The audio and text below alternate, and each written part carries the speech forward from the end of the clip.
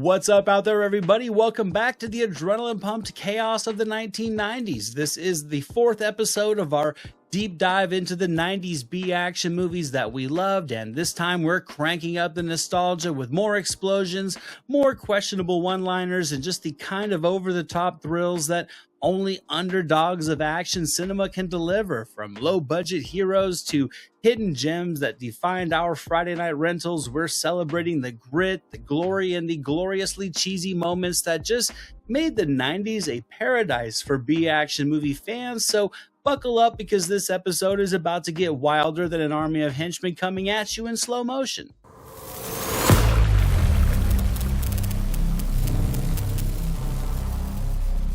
Here, Stephen Baldwin trades his badge for bullets when he joins the Scar Squad, a group of vigilante cops that dispense harsh justice. And with this group, moral lines are more like moral suggestions. In 1998, Scar City, known to some as Scarred City, also starring Tia Carrere and Chaz Palminteri. Now, to me, Scarred City is that late 90s urban thriller that kind of tried to walk the line between being a gritty cop drama and a bullet-spraying B-action spectacle, while occasionally just shooting the line nicely. Here, Stephen Baldwin stars as this detective that's got an attitude problem and a troubled past. He's a loose cannon, and after getting drafted into this shady police hit squad, things of course spiral into a morality tale of violence and slow-motion walks and smoky lighting and gunplay that really just feels like it belongs in a John Woo starter kit. Baldwin, to me, is just peak Baldwin here. He's equal parts gruff and bewildered, with a performance that kind of constantly flirts with self-parody, but somehow still keeps you watching, while Chaz Palminteri plays the kind of corrupt boss who just clearly knows he's in a B-action movie and is just soaking up every minute of it.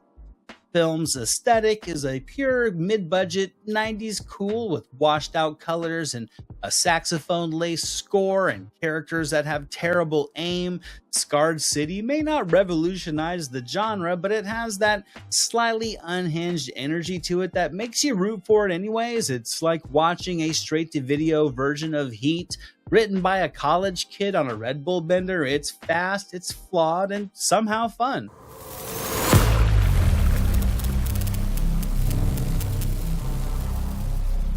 Now, this movie asks the question, what if your substitute teacher was a mercenary on vacation with a vendetta and enough short-sleeve button-downs to fill out a teacher's wardrobe? That teacher would be Tom Berenger, and the movie, of course, would be The Substitute from 1996, also starring Ernie Hudson and Mark Anthony. The Substitute answers that age-old question, what if your substitute teacher was an ex-mercenary that could snap your neck if you hit him in the back with a spit wad? That's Tom Berenger here, playing this no-nonsense soldier of fortune who infiltrates a troubled Miami high school to take down a drug-dealing gang operated by all 115 pounds of pure tough guy and Mark Anthony. The concept is gloriously absurd, yet it's executed with the kind of stone-faced intensity that just makes it weirdly compelling. Here, Berenger is all business. He's delivering monologues about justice like he's addressing a war tribunal, and the students are just cartoonishly hostile. It's like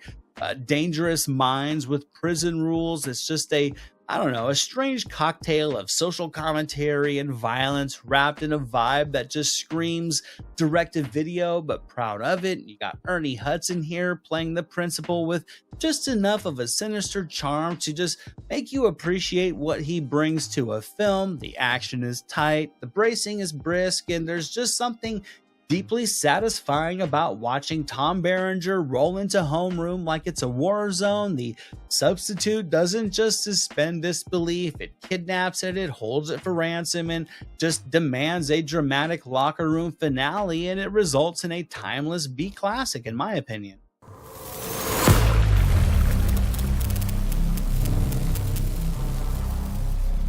This 1997 action romp throws the city's most dangerous criminals into a prison death match with a buffet of weapons, endless ammo, and a grilled-up iced tea calling the shots. Think Battle Royal with more trench coats and a bleached blonde Christopher Lambert in Albert Pune's stylish bonanza of violence, Mean Guns. Now imagine if Fortnite was a film noir fever dream hosted by Ice-T wearing costume jewelry grills. That's what you get with Mean Guns. It's set in a newly constructed prison with a simple plot. 100 criminals have betrayed the syndicate, and they're given weapons and guns and told to eliminate each other for a big cash prize totaling $10 million. So it's really survival of the least stable, with endless violence and bravado and elevator jazz and bullets and blood flying like confetti. You get Christopher Lambert strutting around in his sunglasses and a bleached out do, seeming to be in his happy place, with Ice-T just delivering cryptic threats and dripping with cool, because why not? Mean Guns is a movie that makes very little sense, and it doesn't care. What it does offer instead is non-stop action, quirky energy, and an unapologetic love of slow motion gunfights. There's just something mesmerizing about the way it blends shootouts with just bizarro musical cues. It's like someone smashed up a Tarantino flick with a late night cable commercial. The dialogue is sparse, the logic is optional, and character development is mostly conveyed through who's still standing at the end. And yet, despite its madness, Mean Guns just has a strange charm to it. It's a movie that knows exactly what it is. It's loud, it's weird, and just wildly entertaining in all of its chaotic glory.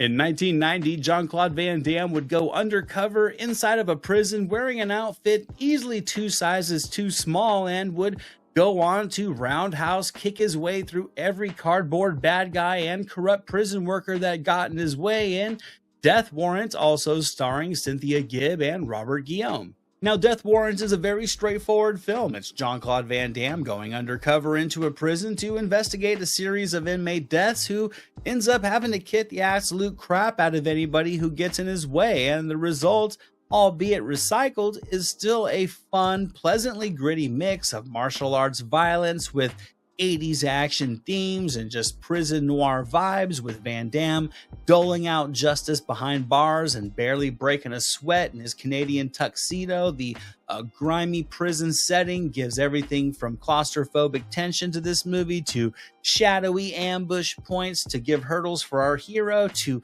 a Thunderdome-esque setting for a fiery stadium-style final showdown. The Sandman here is fantastic as the just cartoonishly sadistic villain. This kid scared the crap out of me as a kid, so he just adds that right touch of evil gusto to all the proceedings, and the inmates provide just a variety pack of colorful personalities, each with their own brand of menace. I think this movie is well paced. It's just a hard-hitting ride that proves Van Damme could just carry a plot just as easily as he could land a flying kick.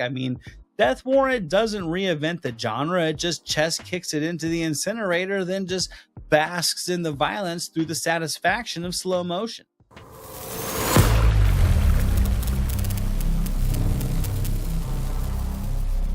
Here, Mario Van Peebles is a rogue military cyborg with a heart in 1996's Solo, a movie that blends jungle warfare with sci-fi action and just enough emotion for Solo to help a village being attacked by rebels, all while being pursued by his creators, led by a delightfully charismatic William Sadler, who easily knew what the assignment was in this movie. Now, if you toss The Terminator, The Universal Soldier, and a self-help book about personal growth into a blender, that smoothie might taste something like Solo. Here, Van Peebles plays the super soldier cyborg who grows a conscience and decides not to kill anymore, which, unfortunately for his creators, kind of renders him useless, and what follows is a jungle set action adventure with explosions and gunfire, and Solo awkwardly trying to understand human emotion between all the napalm strikes. Van Peebles, to his credit, does play it straight, which makes his robotic dialogue surprisingly endearing, and it makes his one-liners land somewhere between accidentally wise and inspired by a fortune cookie. The military villains here are cartoonishly evil. The science is hilariously vague, but the pacing moves fast enough that you won't have time to question the logistics of a robot developing empathy in 48 hours. There's even a heartfelt bond between him and a small village, which Solo defends like a bionic babysitter with a heart of gold. I mean, Solo is as silly as it is sincere, but that's part of the charm of this one. It may not break new ground in AI ethics, but it results in a comic book movie without the comic book source material that delivers all the action you could ask for within a tight 90 minutes.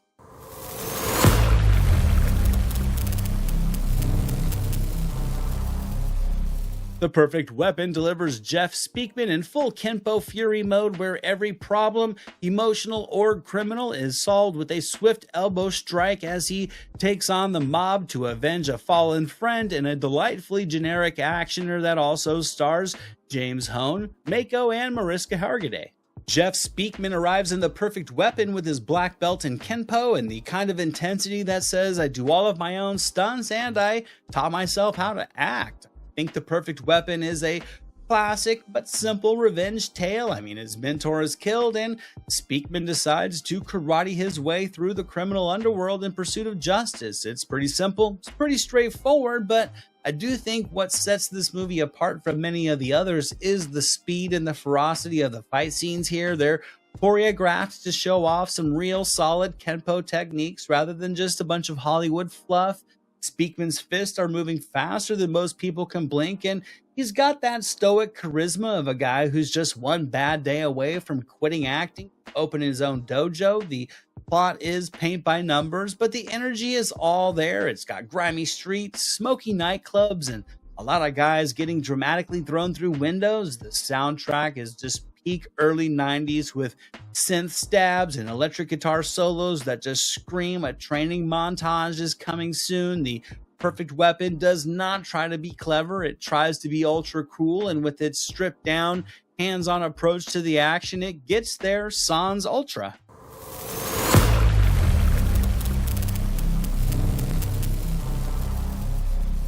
In this one, Dolph Lundgren breaks out of prison and into high-octane car chases and shootouts. In 1993's Joshua Tree, known to some of you as Army of One, a desert-set action flick where justice comes complete with exotic cars, corrupt cops, and a high body count. This movie also stars George Segal, Jeffrey Lewis, and Christian Alfonso. Dolph Lundgren is a one-man demolition crew where plot takes a backseat to tire screeches and slow-motion gunfire. Here, Lundgren plays a wrongfully accused ex-race car driver turned fugitive who unknowingly kidnaps a cop that just so happens to also look like a model, and they head out into the sun-scorched desert to clear his name. This movie is about as subtle as a bazooka, and that's exactly why it works. I mean, every frame in this film is kind of shot like a Marlboro ad or a Bugle Boys jeans commercial, with sweeping desert vistas and just muscle cars tearing across open highways, and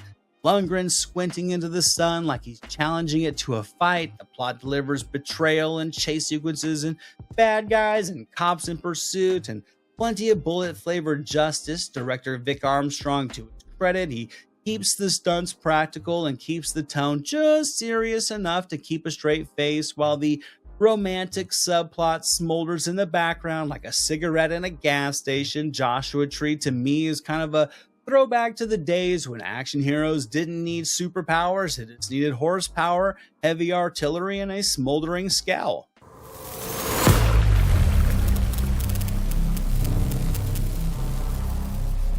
Free Jack from 1992 rockets Emilio Estevez into a weird future where Mick Jagger is a bounty hunter and body-snatching billionaires just can't mind their business in the neon-soaked cyberpunk fever dream that also stars Rene Russo and Sir Anthony Hopkins. Set inside of a grimy, overpopulated future where time travel is used to snatch bodies for the rich, Free Jack is just one of those weird, eccentric, clunky, yet oddly charming sci-fi action mashups from the era. Estevez plays this race car driver who's pulled from the past just moments before a fatal crash, only to wake up in a dystopia where his body is prime real estate for a dying tycoon, played by Anthony Hopkins, presumably as a favor or a dare, who knows.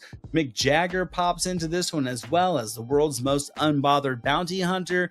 Free Jack is just wild and fun. The effects are rough around the edges, the tech talk is bonkers, and the world building kind of seems to change depending on the scene, but somehow Freejack just keeps moving with a delightfully strange momentum.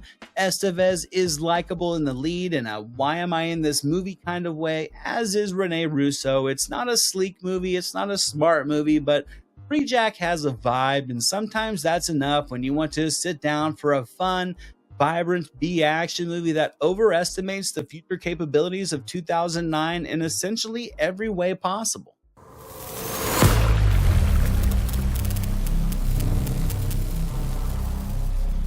Chuck Norris plays it cool and lethal in 1991's The Hitman, going balls deep undercover to clean up the mob, and he's bringing his trench coat, a bulletproof beard, and a shotgun full of one-liners in this action flick that also stars Al Waxman and Alberta Watson. Here, Chuck Norris goes undercover and under the radar in The Hitman, where he plays a stoic, tough guy embedded deep within the criminal underworld, wearing a trench coat and rocking a beard that could probably repel bullets. Norris just blends tough guy grit with an, at times, after-school special level of sensitivity. It's a more measured performance from the action icon, but there's nothing to worry about. There's still plenty of roundhouse kicks and shootouts and well-timed squints to escalate the body count nicely. The film tries to add emotional weight with a subplot involving a bullied kid, which gives Norris some time to gives him some comically tender moments between bouts of bullet slinging justice. The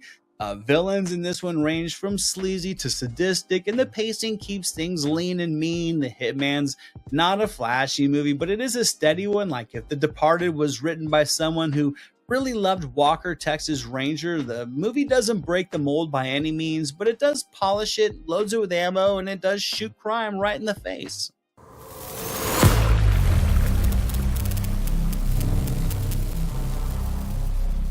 In this one, Howie Long fights fire with his jawline and unstoppable fireman skills in 1998's Firestorm, playing a heroic smoke jumper caught between two raging infernos and even more dangerous escaped convicts. This forgotten gem also stars Scott Glenn and William Forsythe. Here, Howie Long trades touchdowns for takedowns as a fearless smoke jumper battling escaped convicts between two raging forest fires. Yes, you heard that correctly. This movie is essentially Die Hard meets Only You Can Prevent Forest Fires, and it's gloriously over the top. I think Howie Long is surprisingly solid as the lead in this movie. He delivers all of his lines with the conviction of a man who has been in a locker room speech or two. He never really got a full shot at being an action hero. Maybe he didn't want one, but he was good in this movie regardless, though.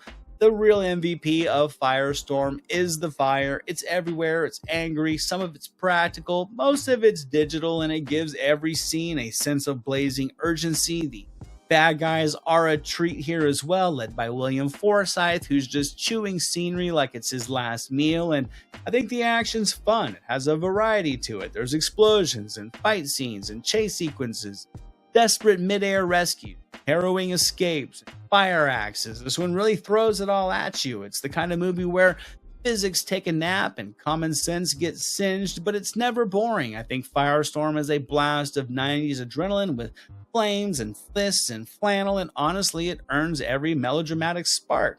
And that's it for today. That wraps up episode 4 of our explosive journey through the wild world of 90s B-action movies.